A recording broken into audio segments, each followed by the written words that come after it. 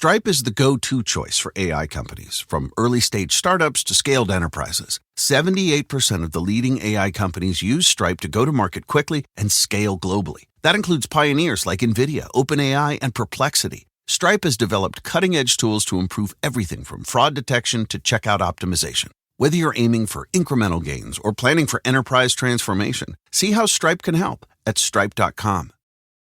Hi, I'm Richard Karn, and you may have seen me on TV talking about the world's #1 expandable garden hose. Well, the brand new Pocket Hose Copperhead with Pocket Pivot is here, and it's a total game changer. Old-fashioned hoses get kinks and creases at the spigot, but the Copperhead's Pocket Pivot swivels 360 degrees for full water flow and freedom to water with ease all around your home. When you're all done, this rust-proof anti-burst hose shrinks back down to pocket size for effortless handling and tidy storage. Plus, your super light and ultra-durable Pocket Hose Copperhead is backed with a 10-year warranty. What could be better than that? I'll tell you what, an exciting exclusive offer just for you. For a limited time, you can get a free Pocket Pivot and their 10-pattern sprayer with the purchase of any size Copperhead hose. Just text WATER to 64,000. That's WATER to 64,000 for your 2 free gifts with purchase. WATER to 64,000. By texting 64,000, you agree to receive recurring automated marketing messages from Pocket Hose. Message and data rates may apply. No purchase required. Terms apply. Available at pockethose.com/terms.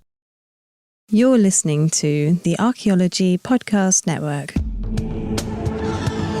You are now entering the Pseudoarchaeology Podcast, a show that uncovers what's fact, what's fake, and what's fun in the crazy world of pseudoarchaeology.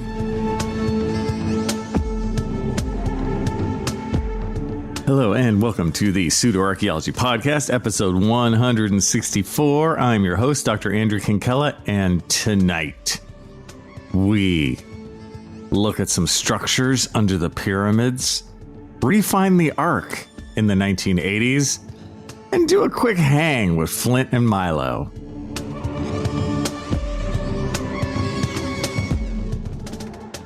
All right, so thought I'd just kind of bring a couple themes together for this episode because I don't have one overarching theme, my friends. And you know why?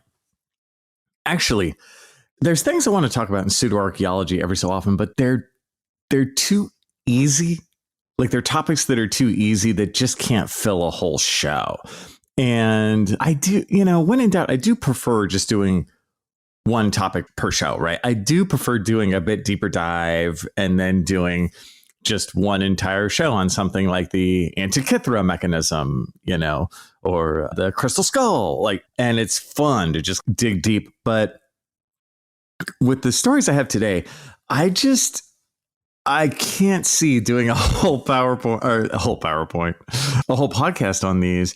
And I let them go for a while. And now I've let them go so long that you'll see. I think you might recognize at least one of these stories because it hit the news real big 2 months ago.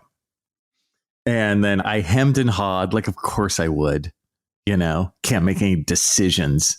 Come on, man. Grow a spine, Kinkella. Good Lord.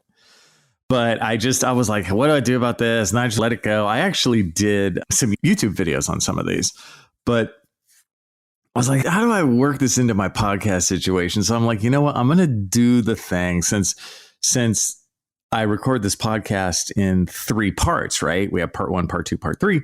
Part 1, I have a story that I'm going to tell unrelated to these, but then part 2 will be a current pseudoarchaeology story. And then part 3 will be a current pseudoarchaeology story. And that'll be that.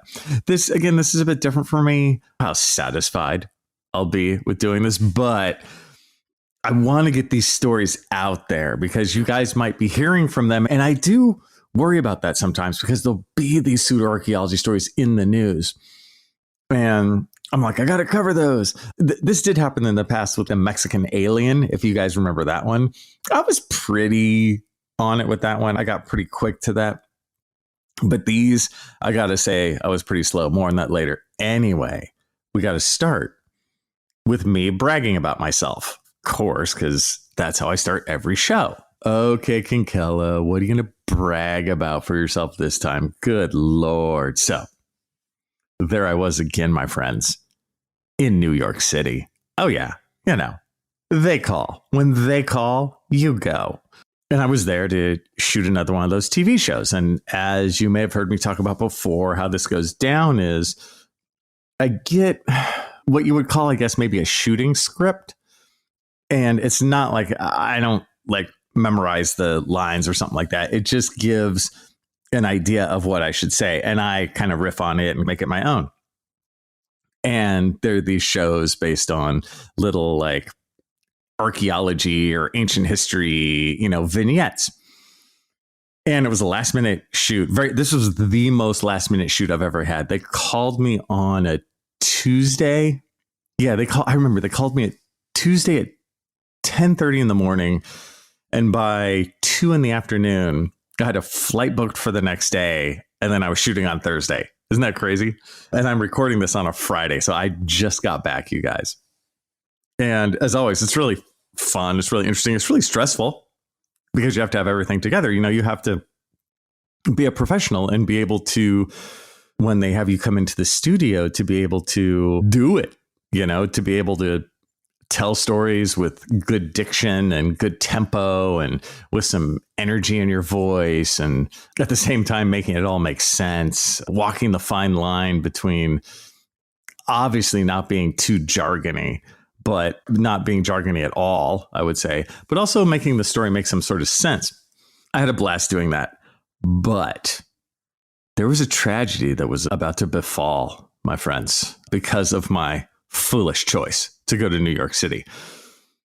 At the same time, you guys might remember a couple shows back when I talked about Flint Dibble and Milo Rossi and working with them at the SAAs, at the Society for American Archaeology. It's the podcast I did on going to the SAA meetings in Denver. And I'd said then that Milo and Flint did this presentation that I was a part of too. And we had 30 or 40 students there, and the students were going to make some videos. And we were going to show them in a little mini kind of film fest. A handful of the students actually made videos. And Flint, on his YouTube channel, Archaeology with Flint Dibble, he did a live stream today and showed some of the videos. And we were texting a day or two before, and I was so bummed. I was like, oh, I want to show up. Damn, because not only do I want to show up just to look cool with heavy hitters like Milo Rossi and Flint Dibble, but also because I really wanted to see what the students had done, because I remember what they were explaining, what they wanted to do. And I was really curious about how these little videos on archaeology were going to turn out. And I was just so bummed. It turned out that when the live stream was starting, I was literally going to be flying home from New York City, literally in the air. And just for laughs, I was like, I could try and live stream from the plane. And he's like, yeah, you should try that. And I'm like, yeah, but I'm like, this is a 10% chance of working, because on the plane from LA to New York City, the Wi-Fi didn't work at all. The Wi-Fi on my phone said it was on, but nothing. You know what I mean? I couldn't even text. I couldn't do anything. So I get on the plane, and actually before takeoff, I sit there with my phone for a long time, and I just make sure everything's on, and I test it. And I'm like, it looks like this is going to work. And so I kind of text Flint, and I'm like, hey man, I'll try it. I'll try it at 2:30. I think I told him, I'm like, I'll try and live stream in at 2:30. He's like, okay. So I watched the show, so I can actually watch the YouTube video live in my phone while the plane takes off. And the YouTube video is like glitching. Like every 5 minutes, I had to like refresh from the beginning and then fast forward to the live stream aspect. And so even though it was working, it wasn't really working. And then Flint texted me, and I got the text right. And it said, hey, live stream in if you can. So I did it, and it worked, you guys. And it actually ended up being pretty hilarious. So if you watch the video, and it's called A Little Archaeology Film Festival with Milo Rossi, and it's on Flint's YouTube channel on Archaeology with Flint Dibble. And I come in, and you see my face, like obviously in an airplane, and we just joke. It's just a joking, lighthearted. I was only in for 5 minutes, right, in the live stream, but I think it really added to it. It was funny. But behind the scenes, I was freaking out. I could barely hear them. I could barely hear anything. It's funny. I played it back to myself and it looks like I'm pretty in control. It looks like everything's pretty smooth. But man, in the moment, I had no idea what was going on. I was trying to hear them because you're in a plane. It's like really loud. And there's a guy in front of me that goes, "Be quiet," or something like that. I couldn't understand what he said. The guy's literally sitting like 6 inches, in front of me. It is weird. You feel like an instant asshole when you're talking on an airplane. It's funny. And I was trying to talk quiet, and you are just all of a sudden hyper self-conscious. So I zoomed in. We had a couple laughs live. I really enjoy just shooting the shit with those guys. It's a blast and a half every time. And so I did my little piece and got out. I was able to more or less sort of watch the rest of the YouTube videos. And, there were only like 4 or 5 students who had done this project, but they really did a great job. I was like really proud of them. They have that youthful energy. And I mean that in the best possible sense of the cliche, They were funny, lighthearted. Some of those guys had really put some thought into it. And it's just one of those moments when you see young people do stuff where it's, there's hope for the future. The youth will save us. It really, I was like, that's awesome. That's awesome. What could have been a super disaster and felt like it was almost being a disaster at the time as I was living the horrors in an airplane. It ended up being really cool. I do recommend checking out the A Little Archaeology Film Festival on Flint's channel. And of course, thanks to both of those guys and thanks to the students for having me along. That was really fun. And I think we all had a kick out of me trying to zoom into this presentation live from an airplane. It looked really funny. You could see how honest it was, in the moment. It looks just like you think some dude with terrible audio trying to zoom in from a plane. Anyway, that was a joy, man. It put a little bit of a spring in my step. When we return, the first mini story of the day being structures under the Egyptian pyramids. Stay tuned.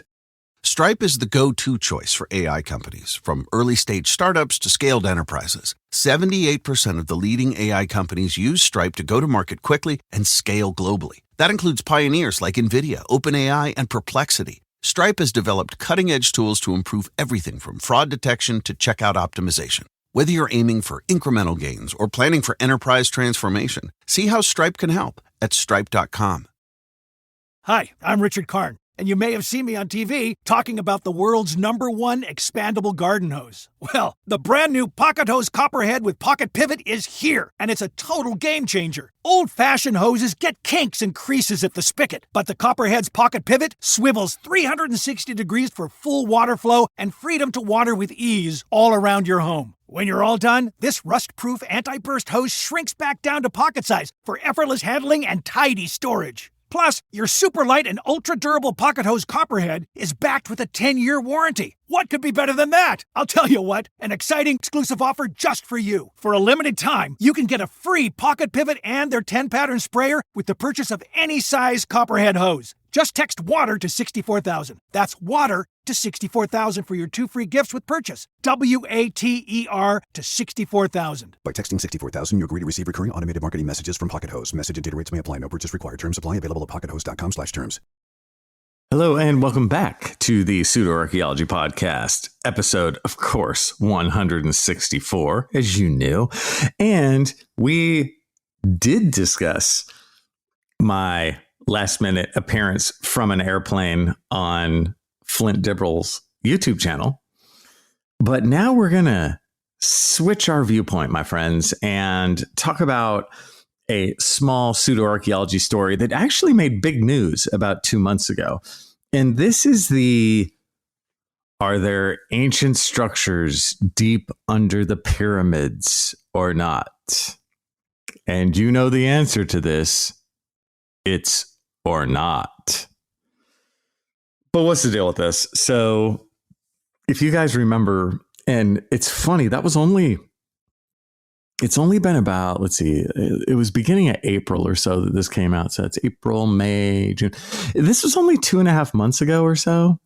And it feels like a lot longer already to me. And this was that story. I don't know if you saw it, but I bet you did if you are at all into pseudoarchaeology.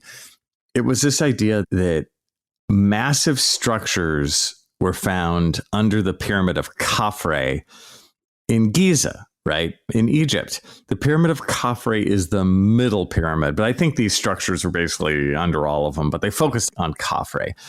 And so the Great Pyramid is the pyramid of Khufu, and that's the tallest one.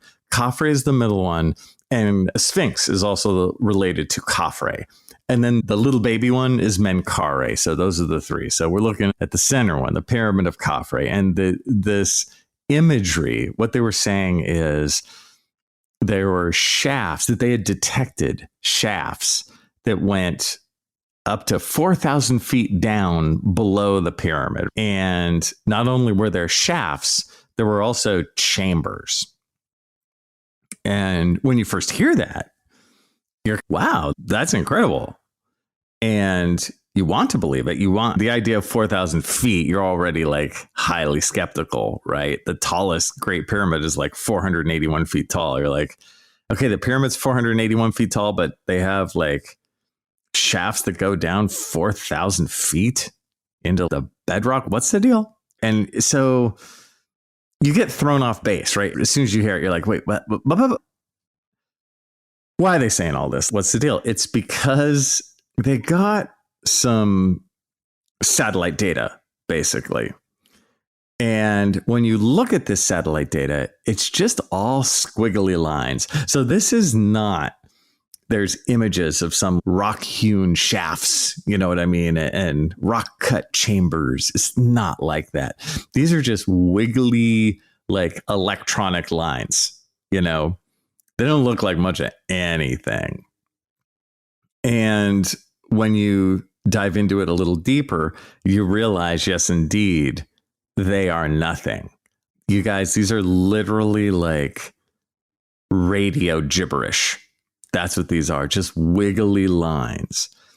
So why are they making a big stew? They say that these are from the use of SAR. They say it's SAR data, which it is, which is SAR stands for synthetic aperture radar, SAR. And I'm not laughing. Notice my lack of laughter. Synthetic aperture radar, SAR data, is a real thing. And so what is this when we really use it? It's basically a radar pulse from a satellite. So a satellite is flying over, right? Sends a radar pulse down to the area that you're analyzing. And then the pulse bounces back and the satellite records the data from the bounce. Now, SAR data can actually be really great if you're looking for stuff like ancient foundations, or like the remains of ancient cities, or ancient cities where the actual structures aren't really around anymore, or ancient roadways, or where like a bunch of roadways intersect, this kind of stuff. Because when you're on the ground, trust me, I've had this experience before. When you're on your ground, sometimes you just can't see it. It's too, like the increments of difference, you know, between just ground with nothing on it and ground where there's the remains of a road. It's too little where you can't tell when you're standing there on the surface. But if you take satellite data like this, then it's like immediately obvious. You go, wow, oh my God. So sometimes SAR data is like really awesome because it'll show the remains of like foundations from a city that was built 2,000 years ago and is now totally gone. But you can tell because even though now maybe it's farmers' fields, you see these perfectly like square and rectangular foundations, and it looks like city blocks and stuff. It's really cool, you guys. It's really neat stuff. But the thing about SAR data is it doesn't penetrate underground more than a handful of feet. And I'm saying like, you know, 3 feet. It's that kind of thing. I can't remember exactly how much, but we're talking single digits with plenty of single digits left over. You know what I mean? This is not something for analyzing deep underground. For surface or just below surface, it's great. What's funny is, even though this story that I'm telling you is just obviously totally full of shit, because that's what we specialize in here at the Pseudoarchaeology Podcast, as I was looking at it and learning about it, I'm like, man, I want to get some SAR data from some of the sites I work at. You know, like that would be cool. I've used LiDAR before, LiDAR data, but I've never used SAR data, I don't think. And so you see, you take the silver lining from the cloud, and the silver lining is it got me jazzed about SAR data. Speaking of LiDAR, so this is not LiDAR, right? LiDAR is when you have an airplane, so it's much closer to the ground, and you shoot a ton of lasers from this airplane down to the ground, and you're looking, quote unquote, through the trees, right? Because as the laser beams shoot down, the wind's blowing and the trees are moving a little bit, and some of the lasers go all the way down to the ground surface, and you shoot so many lasers per second that you get a view, quote unquote, through the trees. That's how that works. LiDAR is from a plane or a helicopter. SAR data is from a satellite. Again, neat stuff, man. But neat stuff at like SAR data is, of course, bastardized by the pseudoarchaeology community. And they say they added some other detection, whatever, with it's just all. What I notice about this stuff, you guys, is it's such a waste of time to just listen to their blathering about what it really is. It's nothing. So stop, you know? And they literally, with these wiggly lines of nothingness, they're like, I think I see a chamber in there. Wait, is that a shaft? Wait, I think it's 6 shafts. And when you watch them talk about this, these like pseudoarchaeology tools, they like take this wiggly nothing data and then they like solidify it into a computer model to make it look like something, all based on nothing. It is exactly the same as looking at a cloud and going, that looks a lot like Martha Washington. And then making a computer generated image of Martha Washington and being like, this was found in the sky last night. It's the same thing. It is that foolish. And unfortunately, it's just a waste of our time. And, you know, speaking of Flint Dibble from the last segment, one thing he always talks about is pre-bunking when you are going to deal with pseudoarchaeologists. And to me, this is a moment of that where why should I waste all our time trying to tell you what they're saying the imagery really is? It's just a waste of our time, you guys. It's just fake bullshit, right? It's like such a waste of time. On top of this, there have been imaging and actual digging into the Giza Plateau, and we know a couple things like the water table's just right down there. You're not going to have shafts and chambers because they'd be full of water. That's just weird. It doesn't make any sense. And they have good geologic maps from real scientific geologists who've done this, because of course throughout the years they've looked for oil and, you know, they've wanted to know the stratigraphy way deep down. So there's already a record of this stuff. Like, we already have the record. So why would you shoot some weird SAR data when you actually have real data? You know, it's just, I just keep coming back to it is a colossal waste of time, this whole thing. It's just fake nonsense. But what do I know? Archaeologist Andrew Kinkella. It does bring up something to me, though, in terms of the idea of seeing underground. And I think, obviously, the pseudoarchaeology world pushes this stuff and makes the general public not understand. But also, you know, even if you've watched the original Jurassic Park, and in there early on, we see this technology that sees under the ground, right? It's supposed to be like ground penetrating radar or something. And it sees like this perfect dinosaur fossil. And I got to tell you guys, it is not like that in the real world. Any of this ground penetrating stuff, whether it's SAR, which only penetrates a tiny bit, or ground penetrating radar, which goes a little deeper, but it's still not that great, and so on, the imagery you get back is really basic. I've seen friends of mine do this in Belize or in, working in the Maya world, and it is not some sort of golden way to find everything. What you're looking for if you're using this kind of data is like voids under the ground, like possibilities of a hole or a cavern or something like that. But it's very iffy. Like you have to dig down and ground truth it, and plenty of times you dig down and you're like, damn, it didn't work. So just realize that the pseudoarchaeology world is playing on, for most of us, our ignorance on how basic this technology really is. So I thought I'd just bring us all down with that. When we return, the Ark. The Ark from Raiders of the Lost Ark. It was already found in the 1980s. Or was it? Stripe is the go-to choice for AI companies, from early-stage startups to scaled enterprises. 78% of the leading AI companies use Stripe to go to market quickly and scale globally. That includes pioneers like NVIDIA, OpenAI, and Perplexity. Stripe has developed cutting-edge tools to improve everything from fraud detection to checkout optimization. Whether you're aiming for incremental gains or planning for enterprise transformation, see how Stripe can help at stripe.com.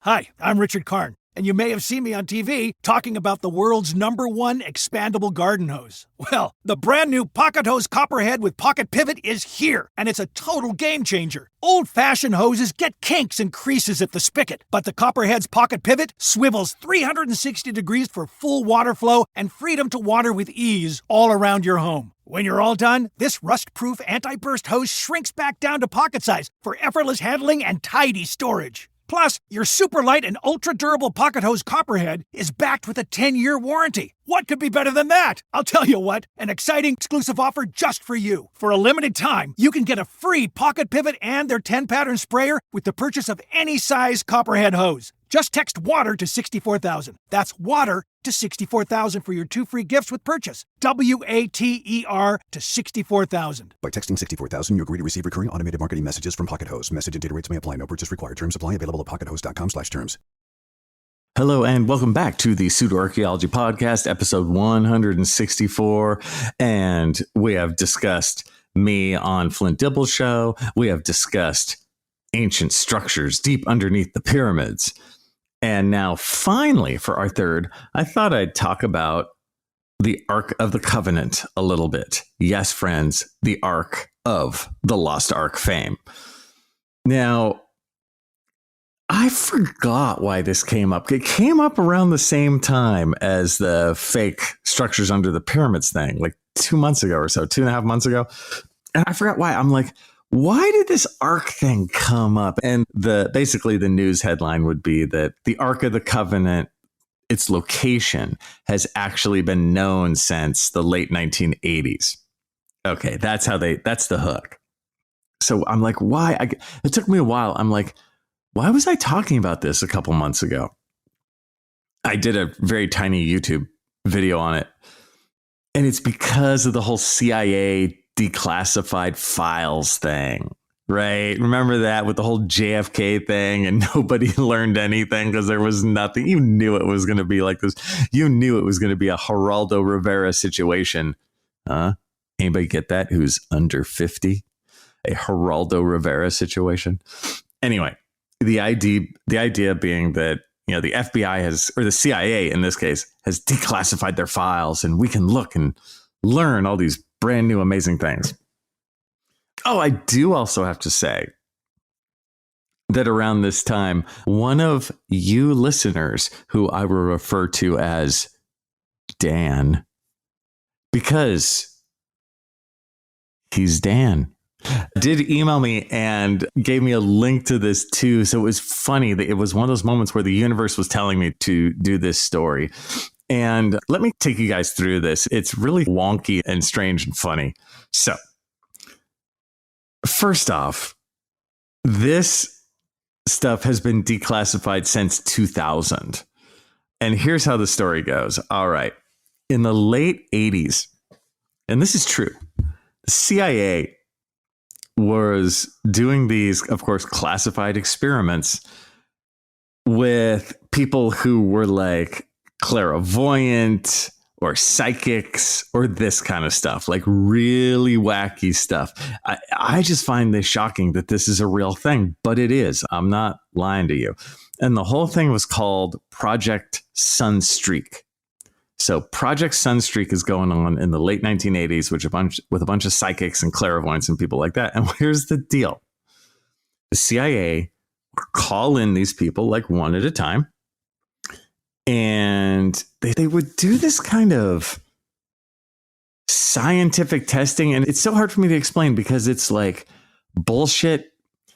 It's bullshit wrapped up with a scientific testing bow, if that makes sense. And so what they do, they take in a psychic and then they'd sit them down and they would just give them a number.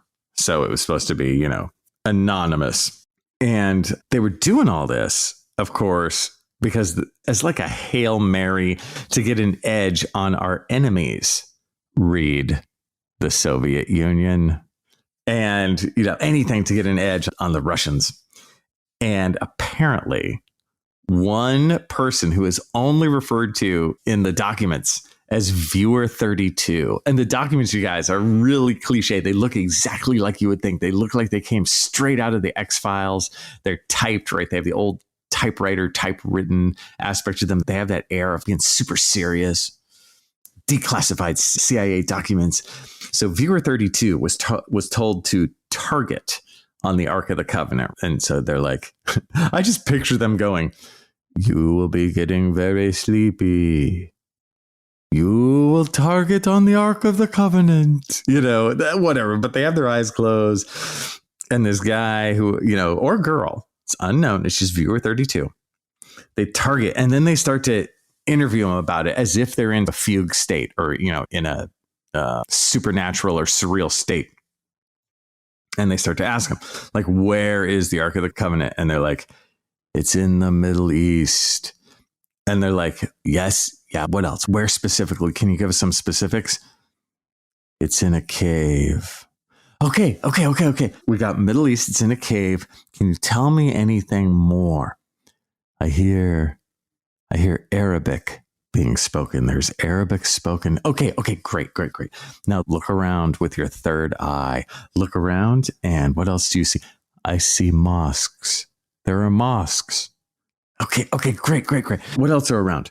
I feel people are around me. Okay, that's cool. But now the object is there? Yes. And okay, great. Can we open the object? No. Can't open the object. Okay, I get it. Can't open, not opening the object. All right. And then it just goes on from there. And that's basically it. Viewer 32, though, continues by describing the Ark of the Covenant. And what's a killer aspect of these documents is there's drawings on them too. So as the researcher is like taking notes, they're like drawing stuff that the person is describing. So there's a drawing of like the top of the mosque, and there's like drawings of the people standing around, and the people look like they're in cloaks, really ominous. Again, very X-Files. It's just, I'm like, did the X-Files guys see this? They must not have, because these were declassified in 2000 and the X-Files already started in the 90s. But it totally has that vibe. And he draws what the Ark of the Covenant looks like, pieces of the Ark of the Covenant. And this is where, when you finally look at the drawings and you look at the drawings of the Ark of the Covenant, this person has drawn the Ark of the Covenant from Raiders of the Lost Ark. Because we have to remember that in this case, this particular test happened in 1988. Raiders of the Lost Ark comes out in 1981. So this person has definitely seen Raiders of the Lost Ark. And they're just describing, think about that. If you think back to Raiders of the Lost Ark, think about those times when they're searching for the Ark with the mosques and the people all around speaking Arabic in the Middle East. It's just all cliche. And the fact that it's hidden a cave, can you get more cliche than that? Oh, it's in a cave. Okay.